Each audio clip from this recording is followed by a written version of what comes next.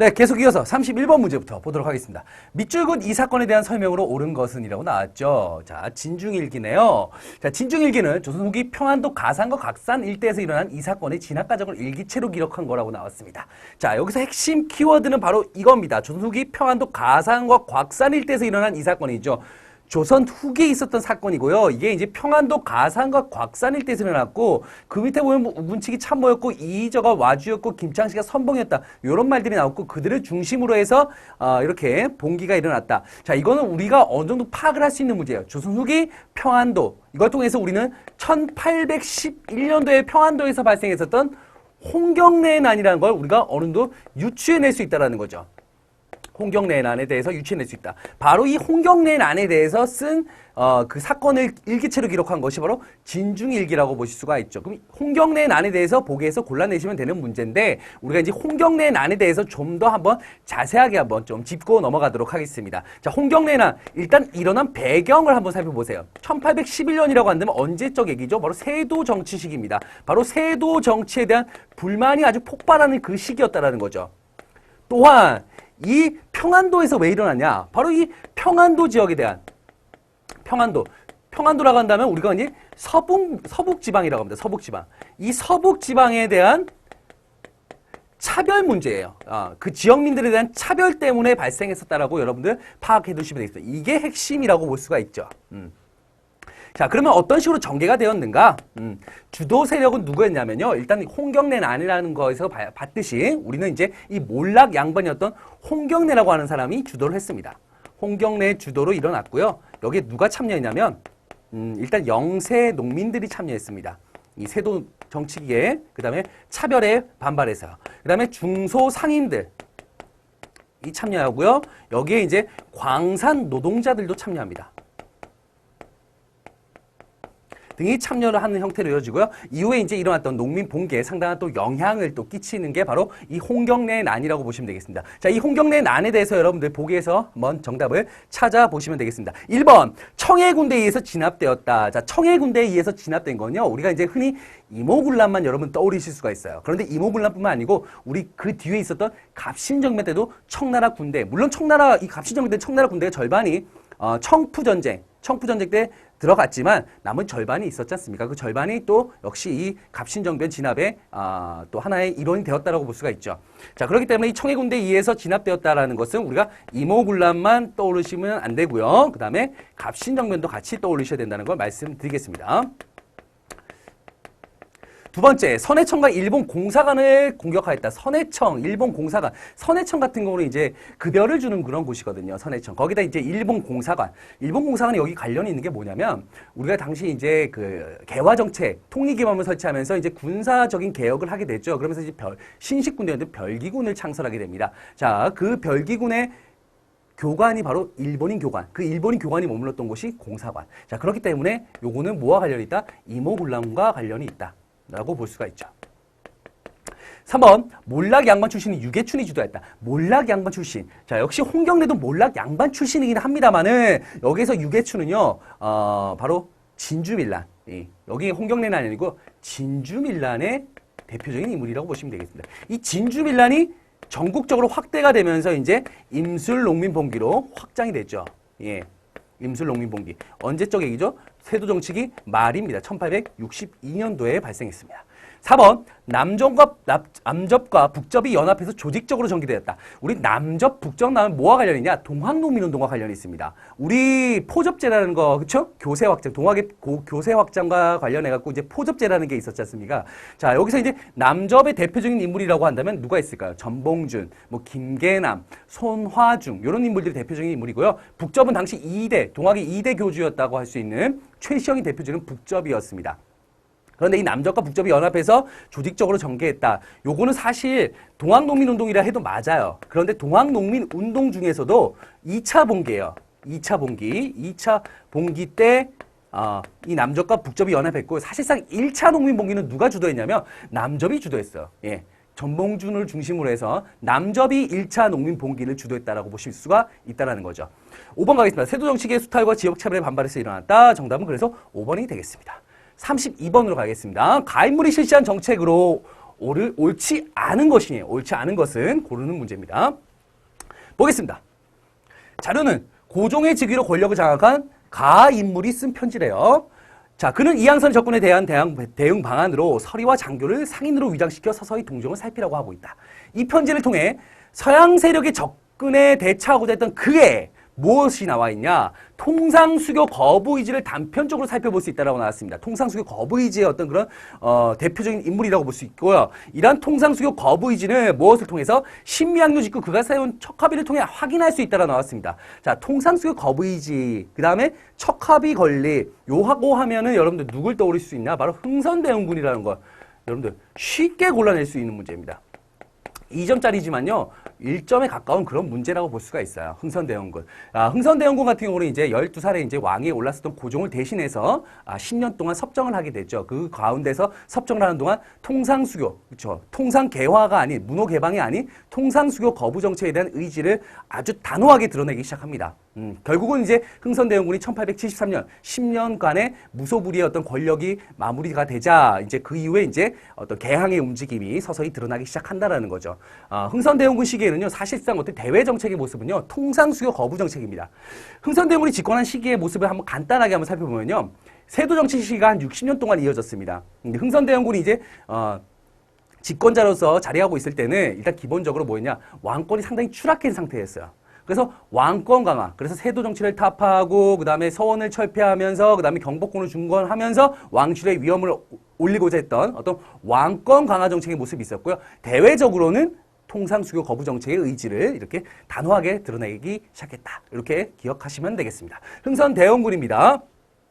자, 그럼 그에 대한 정책, 그의 정책을 옳지 않은 것을 묻는 문제예요. 그러면 한번 보기를 통해서 살펴볼게요. 1번. 속대전을 편찬하여 통치체제를 정비하였다. 자, 속대전 나왔습니다. 속대전. 속대전을 편찬했다라는 얘기는요. 자, 우리 속대전 하면 어느 왕입니까? 영조죠, 영조. 우리가 조선의 대표적인 성문화된 법전이 있죠. 최초의 법전은 언제였습니까? 바로 성종 때 편찬된 경국대전이었잖아요. 그렇죠? 그게 이제 시기가 흐르고 사회 풍속도 바뀌고 여러 어떤 그 모습들이 변화되기 시작하면서 영조 때 와서 이제 속편, 그렇죠? 두 번째 법전을 편찬하게 됩니다. 그게 바로 속대전이에요. 그리고 이제 그 뒤에 이제 정조 때 가서 대전 통편이라고 해서 다시 편찬이 되고요. 흥선대원군 때 와서는 무엇이 편찬이냐면 대전 통편이 아닌 대전 회통이 편찬되고, 그렇죠. 그 다음에 육전조례가 편찬이 되면서 통치 규범을 정비해 나가는 그런 모습을 보이고 있다는 거 잘 알고 계실 거예요. 대전 회통이다라는 거 기억하실 겁니다. 그래서 정답은 몇 번이에요? 1번이 정답이 되겠죠. 자, 나머지 것도 한번 살펴볼게요. 국가재정 확충을 위해 호포제를 실시했다. 자, 호포제, 가가호호. 양반들도 군포를 부과하자라는 거죠. 워낙 이제 군포 부과를 하지 않는 양반 수가 늘어나고 이제 평민 수가 줄어드니까 양반들도 무엇을? 포를 내라 이겁니다. 너 군대 안 갈 거지? 그럼 포 내. 양반이라고 해서 그거 면제 안 시켜줄 거야? 면역 안 시켜줄 거야? 라고 이제 하는 거죠. 이거는 삼정의 문란을 통해서 삼정을 개혁하기 위해서 이제 이런 호포제를 실시한다라는 거 기억하시면 되겠고요. 자, 상군부를 부활시켜서 군국기물을 전담하게 하였다라고 합니다. 상군부라고 하는 건 이제 군사적인 업무를 보는 어떤 그런 기능을 가진 기구예요. 흥선대원군이 이제 집권하면서 세도 정치계의 대표적인 그들만의 핵심 기구라고 할 수 있는 비변사가 혁파가 됩니다. 이거 잘 알고 계실 거죠, 그렇죠? 비변사라면 사실상 어떻게 보면은 임진왜란 이후 가장 핵심적인 중앙의 최고의 정치기구, 권력기구라고 볼 수 있는 게 비변사입니다. 이게 세도 정치기까지 그대로 이어져 가거든요. 세도 정치기 때 특히 이 비변사의 기능이 확장이 됩니다. 그러면서 흥선대원군이 집권하자마자 비변사를 혁파시키고요. 이걸 다시 정치와 군사로 나누어서 다시 의정부는 정치에 있어서 상군부는 군사적인 면에 있어서 이 두 기구를 다시 어떻게 한다?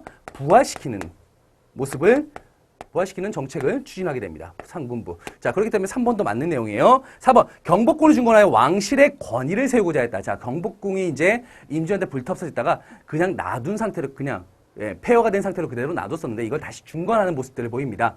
그런 과정에서 당백전을 발행했죠. 그 다음에 원납전을 강제로 징수하죠. 그리고 양반들의 그 묘지림을 벌목을 합니다. 그리고 농민들을 강제 부역시키는 그런 모습들까지. 자, 이 경복궁 중건 같은 경우는 흥선대원군이 하야를 하는데 결정적인 역할을 담당했었고요. 사실상 양반들의 불만과 농민들의 불만을 같이 야기시켰다라고 볼 수가 있다라는 거 기억하시면 되겠습니다. 4번, 5번 사창제를 실시하여 황국의 폐단을 시정하였다. 자, 황국의 폐단 이건 세도 정치기 때 대표적인 폐단 중에 하나입니다. 빈민 구유를 위해서 만든 이 제도였던 황국이 결국 세도 정치기 때 탐관오리들의 그 뱃속만 입속만 챙기는 그런 결과를 초래했기 때문에 황국의 폐단을 시정하고자 아예 황국제를 폐지시켜버리고요. 그냥 마을마다 그냥 알아서 창고에서 차라리 빌려주는 게 차라리 낫다라고 하면서 이제 사창제라는 것을 실시하게 된다라는 거 이것도 기억하시면 되겠습니다. 이것도 역시 흥선대원군 때 대표적인 정책이라고 볼 수가 있죠. 그래서 32번 정답 1번이 되겠습니다.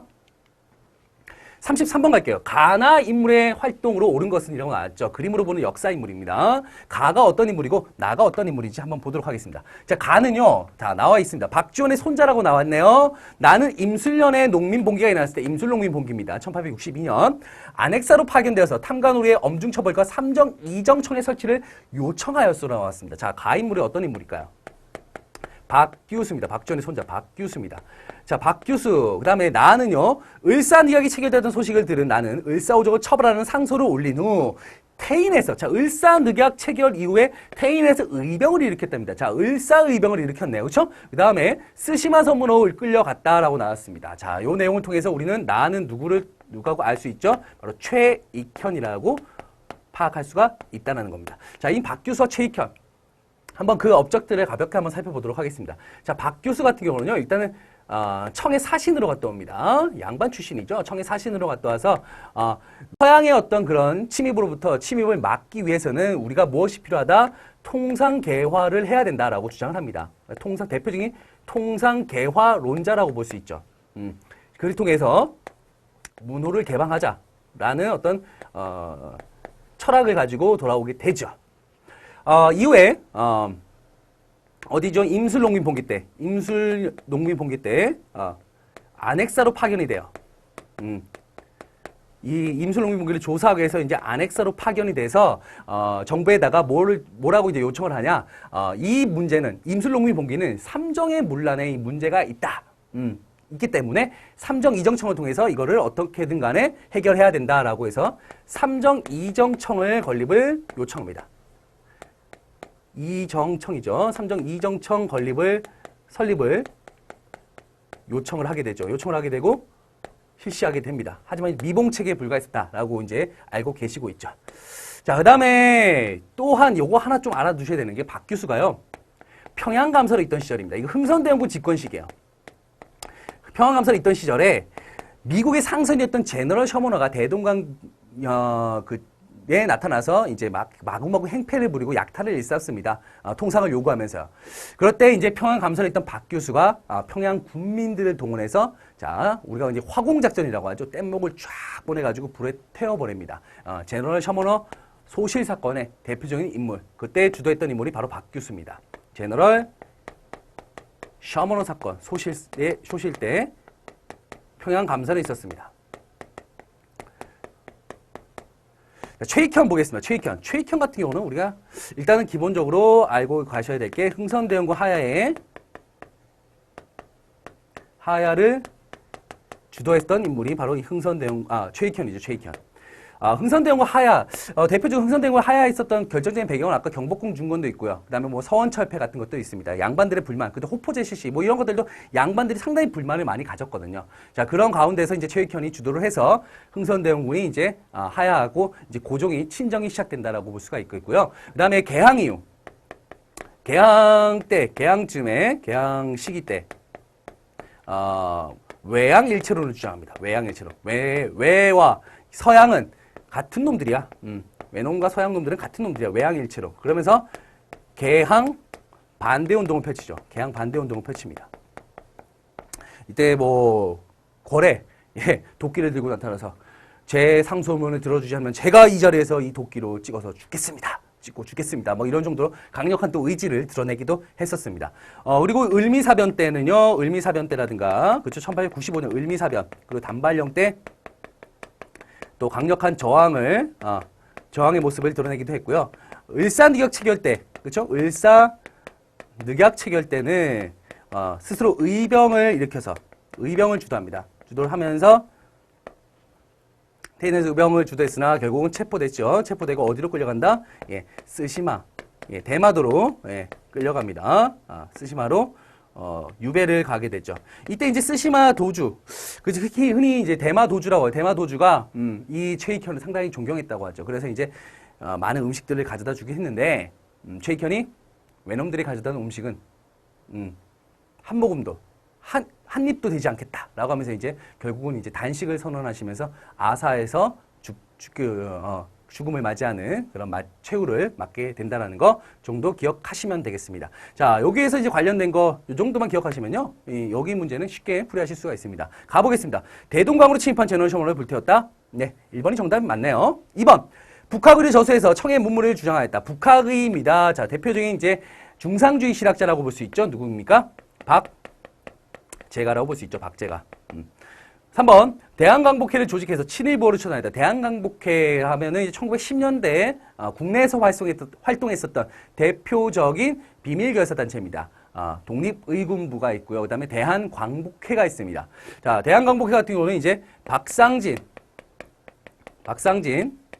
그 다음에 김좌진 같은 인물이 있습니다. 김좌진. 자, 4번. 조선책략 유포에 반발해서, 그 다음에 영남만인소 주도했다. 조선책략 유포 반발, 영남만인소 주도. 이만손이죠. 이만손. 5번. 가나는 통상개헌을 통해 문호개방의 필요성을 주장했다. 이거는 가해, 박규세만 해당된다라고 볼 수 있습니다. 최익현은 대표적인 위정척사파 인물입니다. 양반 유생이죠. 그죠? 대표적인 위정척사파. 자, 그렇기 때문에 정답은 몇 번이에요? 1번이 되겠고요. 뭐 5번 같은 경우는 통상개국론을 주장했던 거, 박규수만 있었던 건 아니에요. 중인 출신의 또 이게 통상개화론을 주장했던 대표적인 인물이고, 어떤 개화당, 후에, 김옥균이라든가 아니면은 홍영식, 그리고 이제 박영효 같은 인물들을 키워냈던 대표적인 또 인물이 누가 있냐면요. 유홍기, 의관이었었고요. 그 다음에 오경석, 예, 역관이었습니다. 이런 중인 같은 인물들도 상당히 이 통상개헌론에 앞장서서 활동을 했었다라고 보시면 되겠습니다. 아시겠죠? 예, 33번의 정답은 1번이 되겠습니다. 34번 갈게요. 다음 조약에 대한 설명으로 옳은 것은 이라고 나왔죠. 쭉 보시면은 알겠지만, 이 조약의 내용부터 한번 살펴볼게요. 여기 별로 중요한 게 아니에요. 조약의 내용이 중요한 거니까요. 자, 조선국은 자주국으로서 일본국과 평등한 권리를 가진다. 자, 일관이에요. 이거는 여기 일관에서 보시면은 조선은 자주국이래요. 자, 이거 왜 그럴까요? 일본은 항상 이 조약 체결 때마다 우리를 자주국이라고 표현하고 있는데 정말 우리를 자주국으로 생각했다? 그런 것보다는 이것은요. 사실상 청의 간섭을 배제한다는 거예요. 청의 간섭. 청이 항상 종주권, 조선에 대한 종주권을 항상 주장하다 보니까 그런 것 때문에 자신들이 들어갈 한반도에 조선에 들어갈 구멍이 없다. 그래서 일단은 청나라를 어떻게든 간에 떼내는 작업을 해야겠다라고 해서 항상 조약 때마다 이 조선은 자주국이다 해서 청의 간섭을 배제시키려고 하는 그런 어떤 노력들이 있어 왔다. 이렇게 기억하시면 되겠고요. 7관 보시면은 자, 조선국의 섬 쭉쭉 보시면은 뭐 해안을 마음대로 측량하겠다라는 게 나와요. 자, 이 해안 측량권이 해안 측량권. 여러분들의 몸을 누군가가 더듬으면 그건 뭐예요? 인권 침해잖아요. 그렇죠? 인권 침해요. 그렇죠? 내 몸을 누가 마음대로 더듬어요. 그렇죠? 내 허락도 없이. 자, 그런 것들을 하나의 인권 침해라고 한다면 해안 측량권 같은 건 뭘까? 주권 침해적인 요소가 있다라는 거죠. 예, 주권 침해적인 요소가 있다. 자, 잘 봐두시기 바랍니다. 자, 이외에도 이제 우리가 대표적으로 이제 강화도 조약의 4개의 조항들은 꼭 기억하셔야 되는데 이때서 사관이 있죠. 사관은 뭡니까? 세계항구 개항이에요. 세계항구를 개항하라. 항구 개항이죠. 개항이죠. 여기 이제 첫 번째가 부산, 경제적 목적으로. 그 다음에 인천, 서울과 가까워서 정치적 목적으로. 그 다음에 원산은 러시아를 방비하기 위해서 군사적 목적으로. 이런 식으로 세계 항구를 개항한다는 거. 그 다음에 10관은요, 뭘까요? 취해법권입니다. 취해법권. 취해법권적인 요소가 있죠. 그래서 7관과 10관 같은 경우는 이런 상당히 주권 침해적인 요소가 있기 때문에 우리가 이 조약을 불평등한 근대적 조약이다라고 이제 얘기를 하고 있는 거죠. 예. 자, 그러면은 우리가 이 조약에 대한 내용 보기에서 많은 거 찾아보도록 하겠습니다. 자, 1번.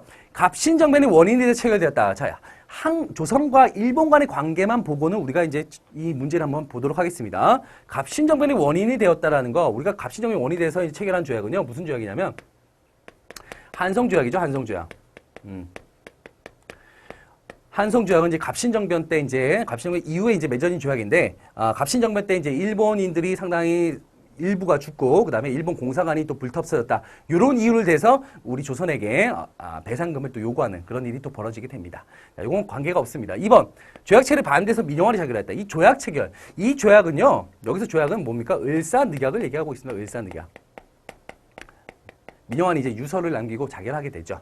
3번 천주교 포교를 허용하는 조약이 들어갔다. 천주교 포교와 관련된 조항이 들어가 있는 조약은요. 조프 통상이에요. 예. 조프 수호 통상 조약입니다. 조선과 프랑스 간의 통상 조약이죠. 1886년도예요. 왜냐하면 이제 프랑스와는 이제 사실상 어떻게 병인 양육 이해 사이가 껄끄러운 사이가 됐잖아요. 그렇죠? 그러다 보니까 이때 이제 조프 수호 통상 조약 때 천주교 포교를 허용하는 범위 내에서 이제 조약을 체결하게 된다는 거 알아두시면 되겠습니다. 4번 외국에 대한 최애국 대우를 처음으로 규정하였다. 물론 이 최애국 대우 조항 이후에 계속적으로 최애국 대우 조항을 집어넣게 됐죠. 서양뿐만 아니고 일본과의 조약에서도 계속 이 조항이 들어가게 됩니다. 최고로 혜택을 받아야 된다. 그렇죠? 그러면서 아간파천 이후에 이권 침탈이 심화되는 그런 영향을 끼쳤던 게 바로 이 최애국 대우 조항입니다. 요거는 이제 조미수호 통상 조약이라고 볼 수 있죠. 조미수호. 요거는 1882년도입니다. 서양과의 최초의 조약이라고 볼 수 있고요. 5번 부산의 두 곳의 항구가 개항되는 결과를 가졌다. 정답은 그래서 5번이 정답이 되겠습니다. 뭐 그렇게 어렵진 않습니다. 그렇죠? 35번 갈게요. 가나 사절단에 대한 설명으로 옳은 것은 이라고 나왔습니다. 옳은 것은 우리가 이제 사절단 파견은요. 이제 개항 이후에 이제 사절단 파견들을 많이 하게 됩니다. 그리고 이제 적극적인 1880년도 통일기모함은 개화기구가 만들어지면서 또 적극적인 또 사절단, 그렇죠? 외교 정책을 펼치게 되는데 이 사절단의 어떤 그런 모습들 한번 정리를 한번 해보겠습니다. 개항 이후에 일본에 우리는 수신사라고 하는 명칭으로 이제 3차례에 걸쳐서 근대 사절단을 파견하게 됩니다. 자, 우리가 예전에 일본에 보냈던 12차례, 조선 후기 때 보냈던 12차례 그 사절단을 뭐라고 했어요? 통신사. 그치? 보내는 거죠. 우리의 문화 사절을, 문화의 선진 문물을 보내는 건데, 당시 일본에서는 뭡니까? 이제 너희들 더 이상 보내는 게 아니고 받는 거 아니냐? 그래서 이름을 바꿔버려요. 통신사에서. 뭘로요? 수신사로. 예, 바꿔버립니다. 이때 1차에는 김기수, 2차에는 김홍집, 3차에는 박영호가 이제 주도가 돼서 이제 파견이 됩니다. 자, 그러다가 언제요? 본격적인 이제 개화 정책이 이제 추진되죠. 자, 개화정책. 무엇이 설립됩니까? 통일기무한문이라고 하는 개화기구가 설치가 됩니다. 이게 언제냐면 1880년도에 설치가 돼요. 자, 설치가 되면서 이제 이 개화정책이 본격적으로 추진되는데 일단은 외교적인 면에 있어서 군사적인 면에 있어서 추진됩니다. 군사적인 면에 있어서는 여러분도 잘 알고 계실 거예요. 별기군, 신식군대였던 별기군이 창설이 되고 그다음에 구식군인들이 5군영에서 2영으로 축소되었다. 뭐 이런 내용들 알고 계실 겁니다. 자, 외교적인 면에 있어서는요. 어떤 사절단들이 파견되는가 한번 보겠습니다. 첫 번째, 조사시찰단이라고 하죠. 암행어사 형식으로 일본에 파견됐던 대표적인 사절단입니다. 왜 암행어사 형식으로 파견됐냐? 당시 이제 워낙 위정척사 운동이 심한 때이기 때문에 당시 이제 일본으로 건너가기 위해서 이제 부산 쪽으로 가서 이제 일본으로 건너가야 되는 상황이에요. 그런데 자기들이 이제 일본으로 근대화 문물을 배우러 간다라고 한다면 이 위정척사파들이 분명히 반대하고 길을 바로 막을 거란 말이죠. 그렇기 때문에 당시에 이제 뭐 신사유람단이다 이런 이 명칭으로 해서 뭐 암행어사 식으로 해서 이제 비밀리에 파견됐던 그 사절단이 바로 조사시찰단이라고 보시면 되겠습니다. 1881년도에 있습니다. 자, 이건 어디에? 예, 일본에 파견된 거죠. 그 다음에 이제 청나라에 파견됐던 게 영선사 역시 1881년도에 파견됩니다. 어디에? 청나라에. 예, 무기 공장을 견학하고 그 다음에 이제 무기 제조법들을 배우러 갔습니다. 이 영선사 파견 외에는 우리나라 돌아와서 뭘 만들었어요? 예. 기기창이라고 하는 무기 공장을 설립하는 그런 또 결과를 가져오게 되죠. 그 다음에 이제 조미소 통상조약 이후에 이제 미국에다가도 뭘 보내냐? 보빙사라고 하는 사절단을 보냅니다. 보빙사라고 하는 사절단을 또 미국에 보내서 또 근대 문물을 또 견학하러 갔다 오죠. 자, 그러면 한번 정답을 한번 찾아볼까요? 자, 가 같은 경우는 뭐예요? 가는 수신사예요, 수신사. 자, 나는요, 청나라 영선사입니다, 영선사. 수신사와 영선사에 대한 내용이니까 보겠습니다. 에도막보의 요청으로 파견됐다. 에도막보의 요청으로 파견된 건요, 뭐예요? 예, 통신사가 되겠죠? 이건 아닙니다. 아니죠? 자, 2번, 암행어사의 형태로 비밀리에 파견됐다. 암행어사의 형태로 비밀리에 파견된 건 뭐예요? 제가 아까 말씀드렸죠? 조사시찰단입니다. 이것도 역시 아니죠. 3번 나 조미소 통상조약이 체결로 파견되었다. 조미소 통상조약이 체결로 파견된 건 바로 보빙사입니다. 보빙사. 이것도 역시 아니죠. 4번 나 무기공장, 무기제조공장이 기기창 설립의 계기가 되었다. 자, 영선사 무기공장 설립의 계기가 된 거 맞는 내용입니다. 정답은 그래서 4번이 정답이 되겠고요. 5번 가나는 고종에 대한 고종이 대한제국을 선포한 이후에 파견되었다. 고종이 대한제국을 선포한 건요 1897년도예요. 이전에 파견된 거라고 볼 수가 있죠. 자, 아닙니다. 그래서 자 35번의 답은 그래서 4번이 되겠습니다. 36번입니다. 다음 가상일기가 쓰인 이후에 사실로 옳지 않은 것은 이라고 나왔죠. 여기서는 여러분들이 핵심 키워드만 충분히 찾아낼 수 있다면 쉽게 풀이할 수 있는 문제예요. 옳지 않은 것을 묻는 문제입니다. 드디어 내일 우정총국에서 개국 축하연이 열린다. 자, 우정총국에서 개국 축하연이 열린다. 자, 우정총국 오픈데이입니다. 자, 우리가 우정총국이라고 한다면 바로 우정국을 얘기하고 있거든요. 바로 이제 우체국을 얘기하는 거예요. 우체국, 우정국. 이 연회에는 각종 최고 책임자들과 영사, 귀빈들이 참석한다. 우정총국은 보빙사 일원으로 미국을 방문한 홍영식이 미국의 우편제를 보고 들어와 임금님께 건의에 만들어진 기구로서 우편 사무를 담당한다. 자, 홍영식이라는 인물이 나왔죠. 대표적인 또 급진 개화파의 인물입니다. 우정총국의 개국 축하 파티, 그 다음에 홍영식 이런 것들 나오면 뭡니까? 여러분들 1884년도에 있었던 갑신정변을 떠올리실 수가 있죠. 갑신정변. 갑신정변이 바로 우정국, 개국 축하연 때 그걸 디데이로 해서 벌어졌던 사건이기 때문에 요거는 갑신정변과 관련이 있다고 볼 수 있습니다. 자, 갑신정변 이후의 사건을 여러분께 이제 묻는 문제라고 볼 수 있죠. 자, 갑신정변이 1884년이에요. 자, 요런 문제들이 좀 어려워요. 근데 보기를 보시면은 어떤 정확한 흐름이라기보다는 여러분들 일단 언제 이제 이 사건이 터졌는지 이 연도를 좀 여러분들이 좀 어느 정도 파악을 하시고 요 흐름도 일단 파악을 하시면 되겠지만 연도를 좀 파악을 해 주셔야 되는 부분들이 없지 않아 있다라는 거죠. 한번 보겠습니다. 독립협회가 만민공동회를 개최했다. 자, 독립협회 같은 경우는 언제죠? 네, 가보개혁 이후, 그쵸? 이제 고종이 아간파천을 하게 되고 그 이후에 이제 미국에서 돌아왔던 급진개혁파의 일원이었었던 서재필이 이제 독립신문을 만들고 독립문을 만들고 독립관을 만들면서 이제 독립협회라고 하는 조직을 만듭니다. 최초의 민간단체가 되죠. 자, 그러면서 이제 1898년도에 이 만민공동회를 개최해서 그 이후에 이제 관료들도 같이 합류하면서 또 관민공동회로 또 발전하는 그런 모습들까지 보이고 있죠. 요거는 이제 갑신정변이 훨씬 또 이유라고 볼 수가 있습니다. 자, 2번. 서울과 인천을 연결하는 철도가 개통되었다. 서울과 인천을 연결한 거 이거 무슨 선이에요? 경인선이잖아요. 경인선. 그렇죠? 경인선. 우리나라 최초의 철도가 바로 경인선입니다. 지금부터 공부하시면 돼요. 바로 1899년도예요. 사실 경인선은요. 원래는 누가 이제 이 부설권을 따내냐면 미국이 따냈어요. 미국이 따냈는데 이 자금이 부족해서 부설권 따는 자금이 부족해서 결국은 이건 일본이 운영하는 경인철도에 이제 말 그대로 그 부설권을 넘겨줍니다. 결국 미국에서 누구한테 넘어갑니까? 나중에 일본한테 넘어가죠. 네, 우리나라 최초의 철도입니다.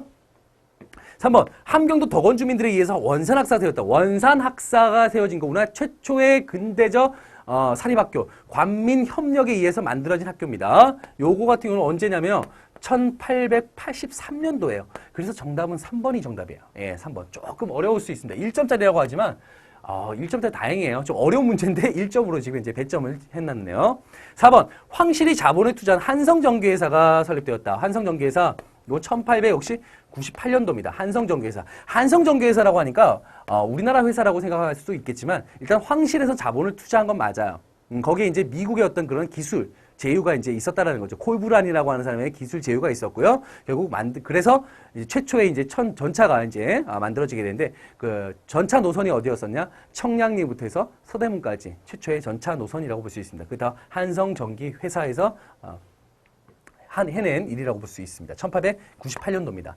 5번. 최초의 서양식 극장인 원각사에서 은세기가 공연되었다. 자, 원각사 은세기 공연 1908년도입니다. 최초의 서양식 극장 1908년도가 되겠습니다. 자, 그래서 정답은 3번입니다. 조금 어렵게 느껴질 수 있죠. 37번 갈게요. 경고와 부인 동포라라고 민족운동에 대한 설명으로 옳은 것은 이라고 나왔습니다. 자, 한번 지문을 한번 보겠습니다. 자, 우리와 함께 여자의 몸으로 규문의 처와 삼종지의 여자들이 세계 지켜야 될 사항들이죠. 간섭할 사무가 없사오나 나라 위하는 마음과 백성된 도리에 어찌 남녀가 다르리오. 어찌 남녀가 다르리오. 자, 핵심은 여기에 있어요. 국채를 갚으려고 2천만 동포들이 석 달간 연초를 아니 먹고 대전을 구체한다 하오니 좋게 사람으로 흥강케 할지요. 자, 국채를 갚으려고 2천만 동포가 석 달간 연초, 예, 늘 금한다. 담배 피는 거 금하고 막 이런 식으로 한대요. 자, 국채를 갚으려고 한다. 자, 이거 알고 계실 거예요. 1907년도에 있었던 국채보상운동입니다.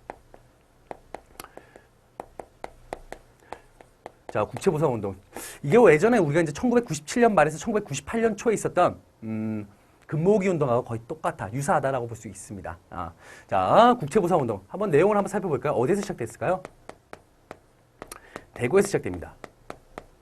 왜요? 왜 이제 이 국채보상운동이 시작됐을까요? 일단 여기에 대해서 한번 가볍게 한번 살펴보면요. 일어나는 이유는 그거예요. 당시 일본이 근대화 시설 명목이라든가, 근대화 시설 명목, 거기에다가 이제 화폐 정리 사업 같은 것들이 있어요. 화폐 정리 사업 한다고 해서, 자, 그 돈을 자기네들이 되는 게 아닙니다. 뭐라고 하냐? 야, 이거 다 근대화 되는 거 다 너희들한테 좋자고 하는 거야. 뭐 우리가 돈 될까? 너희가 돈 돼야 되는 거 아니야? 그러면서 돈 없는데? 그럼 우리가 돈 빌려줄게. 예, 그래서 차관을 막 들여옵니다. 자, 그러다 보니까 그 차관들이 쌓여서 어떻게 돼요? 예. 1,300만 원이 돼버려요. 예, 1,300만 원 별거 아니네요. 라고 하지만 당시 우리나라 1년 예산입니다. 1년 예산치가, 차관. 한마디로 빚이에요, 빚. 예, 국채입니다, 국채. 나라의 빚이 돼버리는 상황이에요. 자, 이때 이제 대구에서 이제 서상돈, 그다음 김강재 같은 사람들이 주도해가지고요, 국채 보상 기성회라는 걸 만들어요. 기성회를 조직합니다. 자, 그러면서 이제 모금 운동을 펼쳐나가죠. 거기에 이제 누가, 뭐 대한매일신보 같은, 대한매일신보, 제국신문 해서 이런 신문들이 이제 언론 활동을 펼쳐나가면서 사람들한테 이제 모금 운동을 하나하나씩 펼쳐나가는 거죠. 그래서 여자들한테는, 남자들은 뭡니까? 남자들은, 금연을 하라.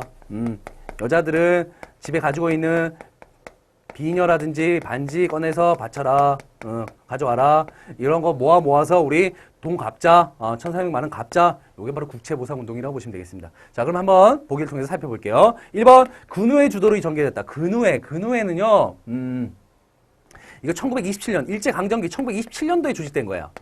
여러분들 1927년도 조직된 거, 대표적인 좌우 민족 유일당 운동에 의해서 비타협적 민족주의자들과 그 다음에 사회주의자들이 결국 결합을 해서 만들어진 단체가 있죠. 신간회라는 단체가 있습니다. 그 신간회 여성 자매단체가 바로 이 근우회라고 보시면 되겠습니다. 이 근우회는요, 물론 여성운동을 전개합니다. 여성에 대한 계몽운동, 여성에 대한 어떤 권익보호운동, 이런 것들을 펼쳐나가지만 이 국채보상운동과는 크게 관련이 없습니다. 아시겠죠?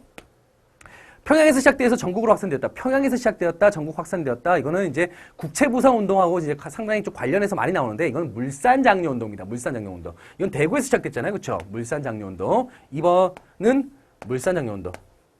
국채보상운동 빚 갚자는 거고요. 물산장려운동은 우리나라 물건 사자 이거야. 조선 사람 조선 것으로 사자 이거죠. 바로 뒤에 나오네요. 조선 사람 조선 것으로. 이것도 역시 뭡니까? 물산장려운동과 관련되어 있다. 보시면 되겠고요. 4번, 러시아의 철영도 조차 요구를 저지시켰다. 이건 독립협회입니다. 독립협회의 이권수호 운동이라고 볼 수 있죠. 이권수호 운동. 러시아가 이제 부산에 있는 절영도 지역에 대해서 거기서 저탄소, 석탄을 저장할 수 있는 공장을 만들려고 하니까 거기 규탄 대회를 열었고 결국 요구를 저지시켰다라는 거. 자, 5번, 서상동, 김강재 등의 발의로 본격화되었다. 정답은 그래서 5번이 되겠습니다. 38번 가겠습니다. 가기구에서 추진한 개혁으로 옳은 것은 이라고 나왔습니다. 가기구는 어떤 기구인가요? 자, 보겠습니다. 보시면 알겠지만 일본군이 경복궁을 점령하려 합니다. 경복궁을 점령한 후에 일본은 청일전쟁을 일으켰죠. 그러면서 우리나라에게 군국기무처라는 걸 설치하게 합니다. 자, 우리가 동학농민운동이라든가 아니면 갑오개혁을 과중에 일본이 경복궁 점령을 합니다. 예, 그러면서 이제 청일전쟁을 일으키면서 조선에 대한 어떤 권리를 찾기 위해서 이제 청일전쟁을 일으키게 됐죠. 그러면서 우리에게 이제 근대적 개혁을 요구하게 됩니다. 그때 이제 군국기무처를 세워서 김홍집 내각을 출범시키죠. 사실상 우리가 이제 이때 김홍집 내각을 출범시키면서 무엇이 추진되냐? 1차 갑오개혁이 추진됩니다. 자, 이때 이 1차 가보개혁 같은 경우는 일본이 이제 청일전쟁에 좀 신경을 쓰기 때문에 사실상 어떻게 보면은, 우리 정부의, 우리 이제 김홍집 정부의 내각의 주도로 해서 이루어졌다라고 볼 수 있지만, 이후에 있었던 2차 가보개혁이라든가 아니면 을미개혁 같은 경우에는 사실상 어떻게 보면 일본의 입김이 아주 강하게 작용했다라고 볼 수가 있다는 거죠. 사실 1차 가보개혁도 어느 정도 일본의 입김이 들어갔긴 했습니다만은 조금은 어떤 자주적인 어떤 그런 모습을 좀 띠고 있다라는 거에서 우리가 좀 의의를 찾으면 되겠습니다. 자, 그러면은 2차 가보개혁 때, 1차 가보개혁 모습입니다. 2차 가보개혁 때는요, 금국기무처를 폐지하고요, 김홍집하고 이제 그 일본에서 건너왔었던 급진개혁파의 하나의 일원이었었던 박영훈과 연립내각을 세워서 이렇게 또 2차 가보개혁을 추진하는데, 지금 1차 가보개에 대한 내용들 우리가 한번 정리 한번 해볼게요. 자, 정치적인 면에 있어서 한번 볼게요. 개국이라고 하는 연호를 사용했다라는 거, 그 다음에 뭐 과거제 같은 거, 그쵸? 옛 시험이었던 과거제를 폐지시켰다라는 거, 그리고 왕실과 정부의 사물을 분리시켜버립니다. 그래서 왕권이 약화되죠. 정부의 사물을 상당히 분리시키는 그런 모습들을 보이고 있고요. 자, 경제적인 면에 있어서는 어떤 게 있었죠? 네. 재정의 일원화. 자, 여기서 재정의 일원화가 일어나는데, 여기 재정의 일원화에서 이 재정은 어디로? 바로 탁지아문으로. 예. 당시 6조에서 8아문으로 바뀌거든요. 그죠? 호조에서 이제 탁지아문으로 변경됩니다. 자, 그리고 이제, 은본위 제도 아니면 조세의 급납화, 이제 조세를 무조건 돈으로 내는 급납화가 이제 이루어지게 되고요. 중요한 것 중에 하나가 이제 사회적인 부분에 있어서요. 사회적인 부분에 있어서 근대적인, 전근대적인 어떤 그런 사회적 모습들을 하나씩 타파해 갑니다. 일단 신분제가 법적으로 폐지되죠. 신분제가 법적 폐지. 이제 노비에 대한 공사 노비법들도 이때 다 폐지가 돼 버립니다. 자, 그리고 과부죠, 과부. 과부의 재가 허용. 과부들 재가를 허용하자라는 거. 그 다음에 본권적 악습이라고 할 수 있는 고문, 뭐 연좌제, 그렇죠? 연좌제 이런 것들을 다 어떻게 한다? 폐지시킵니다. 자, 이게 대표적인 1차 가보개혁 때 내용이라고 보시면 되겠죠. 개혁의 내용들 한번 보겠습니다. 1번 건양이라는 연을 사겠다. 자, 건양, 양력을 세운다. 이건 언제냐면요. 을미개혁 때예요. 을미개혁 때. 을미개혁 때의 모습이고, 2번 신식군대인 별기구를 창설했다. 이거는 통리기무하문 때죠. 통리기무하문을 설치한 후죠. 예, 통리기무하문. 전혀 이런 관련이 없습니다. 3번 양전사업을 실시하여 지계를 발급했다. 이거는 광무개혁 때입니다. 광무개혁 때. 이후에 벌였던 대한제국 설립 후 광무개혁 때의 모습이라고 보시면 되겠고요. 4번 지방행정구역을 8도에서 23도로 개편했다. 자, 이런 것들 헷갈리죠. 8도에서 23도로 개편한 건요. 2차 가보개혁 때예요. 2차 가보개혁 때. 2차 가보개혁 때의 모습이라고 보시면 되겠고요. 5번 공사노비법을 혁파하고 과부의 재가를 허용했다. 이게 정답이 되겠죠. 자, 38번 정답은 그래서 5번이 되겠습니다. 39번 가겠습니다. 다음 수행평가의 보고서 제목으로 적절한 것을 보기에서 고른 것은 이라고 나왔죠. 일제강점기 식민사학을 극복하기 위한 노력입니다. 자, 식민사학. 오랜만에 이 문제가 나왔네요. 자, 식민사학이라고 한다면 뭐예요? 일단 식민지배를, 일제의 식민지배를 정당화하기 위해서 만든 역사관입니다. 자, 이 일본 같은 경우는 이 식민 지배를 정당화하기 위해서 이제 어떤 것을 1925년도에 뭘 설치할까요? 예, 조선사 편수회라는 걸 설치해요. 우리가 조선사 편수회 이러니까 모르시는 분들은 이게 뭐 무슨 조선사를 연구하는 우리의 기구라고 생각하시는데 아니에요. 총독부에서 만든 기구입니다. 조선사 편수회입니다. 자, 그러면서 식민 지배를 정당화한다. 자, 이건 뭐냐면 일제가 이제 말 그대로 우리 민족의 어떤 자부심, 어떤 민족의 자긍심 이런 것들을 박탈해버리고요. 자신들의 어떤 식민 지배를 너희들은 말이야 우리의 식민 지배, 일제의 식민 지배를 숙명으로 받아들여 라고 하는 그런 목적으로 만든 게 바로 이런 식민 지배 정당화하기 위한 식민사관이라고 보시면 되겠어요. 식민사관. 자, 이 식민사관은요, 자, 식민사관, 이런 것들이 이제 식민사관인데, 이 식민사관에 대응하기 위해서 이제 우리 민족에서 우리, 독립운동가들요, 여기에 맞서서 우리 역사학자들이 반발을 하게 됩니다. 그 첫 번째가 뭐였냐면, 민족주의 사학자들이 있죠. 대표적인 인물이 누가 있습니까? 박은식이 있죠, 박은식. 박은식 같은 인물은요, 임시정부 2대 대통령도 지내셨죠. 그리고, 또한, 근대사를, 연구하십니다. 근대사를 연구하시는데 대표적인 책이 한국 통사라든가 뭐가죠? 한국 독립운동 지열사가 있어요. 독립운동 지열사. 이게 뭐냐? 여기서 이제 무엇을 강조했을까요? 우리의 혼을 강조한다. 국혼이죠, 국혼. 우리 국민들, 우리 나라의 혼, 스피릿, 예, 영혼, 혼을 강조한다. 정신을 강조하는 거죠. 공신을 강조한다. 자, 그러면서 이제 일제의 어떤 식민지배에 대해서 규탄하고 반발하는 그런 모습들을 보이고 있고요. 신채호 선생 같은 경우는요, 주로 고대사를 연구하십니다. 고대사를 연구하시죠. 그러면서 또 독사신론을 통해서 민족주의 사학의 방향을 또 제시하는 모습도 보이고 있고요. 또 이에 조선 상고사라든지 이런 책들 시험 문제 자주 나오죠. 예. 조선사 연구초가 있죠. 예. 이런 거 통해서 조선 상고사에서는 역사라는 거는 아와 비아의 전쟁이다. 나와 다른 사람들이 가졌던 어떤 투쟁이다. 라고 얘기하고 있고, 조선사 연구초에서는 난가사상, 바로 화랑정신을 또 강조하는 그런 모습들을 통해서 고대사 연구를 통해서 우리 민족의 우리 고대 문화의 어떤 우수성, 예, 자긍심, 이런 것들을 항상 강조했던 분이 바로 신채호 선생입니다. 이 신채호 선생을 계승해서 했던, 인물들이 정인보, 네, 문일평 같은 인물들이 있고요. 이들은 이제 이 신채호 선생의 정신을 계승해서 나중에 이제 후에 조선학 운동을 또 펼쳐나가는 모습도 보인다. 조선학 운동. 1930년대에 조선학 운동을 또 펼쳐나가기도 했다는 거. 자, 이 민족주의 사학 외에도 또 뭐가 있냐면요. 사회주의 사학이 있어요. 사회경제사학. 사회주의 사학이 아니라 사회경제사학이 있죠. 이 사회경제사학의 대표적인 인물은 누구냐? 바로 백남훈 선생이에요. 백남훈 선생.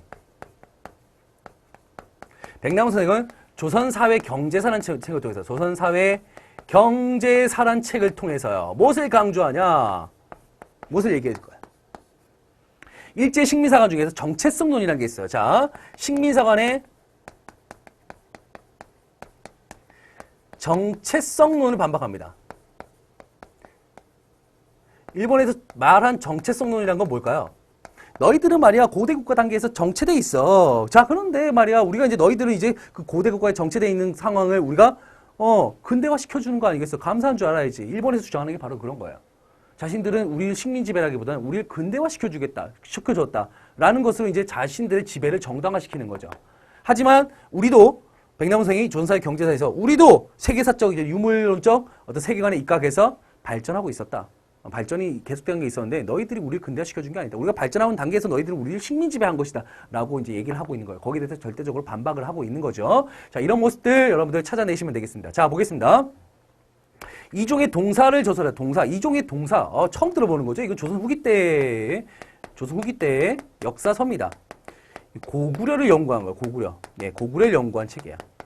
이 조선 후기 가면요. 우리 이제 뭐 유득공의 발해고가 있죠. 그렇죠. 남북국 시대론을 주장했던 유득공의 발해고. 그다음에 조선 후기 때 이종희의 동사 이런 것들 고구려 뭐 발해 연구 이런 것들은요. 사실상 어떻게 한반도 중심의 어떤 협소한 사관에서 벗어나서 우리의 어떤 역사의 범위를 어디까지 만주까지 넓히는 그런 모습으로 나타난다는 측면에서 봤을 때 요거와는 관련은 없습니다. 조선 후기 때의 대표적인 역사관의 어떤 모습이라고 볼 수가 있겠죠. 2번, 니은, 신채호 조선상고사를 조사하다. 이게 정답이 되겠고요. 디귿, 조선사 편수에 조선사를 편찬하다. 이거는 식민사관을 극복하기 위한 노력이 아니죠. 그쵸? 예, 식민사관에 대한 부분입니다. 리을, 백남훈, 조선사회 경제사를 조사하다. 맞습니다. 그래서 정답은 니은과 리을. 몇 번이죠? 4번이 정답이 되겠습니다. 40번입니다. 밑줄은 의병에 대한 설명으로 옳은 것은 이라고 나왔죠. 보겠습니다. 이 유물은 의암 유인석이 입던 평상복으로 등록문화재 661호로 지정됐답니다. 유인석입니다. 유인석. 나왔습니다. 유인석은 위정석사사상의 거두인 이항동의 문화로 그가 복수보역의 기치 아래에 일으킨. 자, 복수보역이 뭐냐? 국모의 원수를 갖고 전통을 보존한다. 자, 여기서 이미 정답이 나왔습니다. 자, 국모의 원수를 갚았다. 자, 국모가 주었죠? 무슨 사건이에요? 을미사변이죠. 그쵸? 을미사변. 자, 기치 아래 세웠고요. 그리고 을미사변 이후에 바로 이제 을미개혁이 발생합니다. 을미개혁이 일어나는데 그 을미개혁의 대표적인 게 뭐 있어요? 양반 단발령이죠. 단발령. 자, 을미사변과 단발령에 반발해서 일으켰던 의병 뭡니까? 을미의병이 있습니다. 을미의병. 1895년도에 있었죠. 자, 을미의병에 대한 내용을 여러분 찾아내시면 됩니다. 을미의병. 뭐 대표적인 특징이라면 양반 유생들이 일단 주도했다는 거. 의병 자체가 양반 유생들이 주도한 건 맞아요. 자, 거기에 이제 특징만 제가 간단하게 언급하고 지나가겠습니다. 자, 을미의병의 특징이라고 한다면 뭐가 있어요? 일단은 의병을 일으켰는데 나중에 이제 아간파천 이후에 고종이 단발령이라는 걸 철회합니다. 네.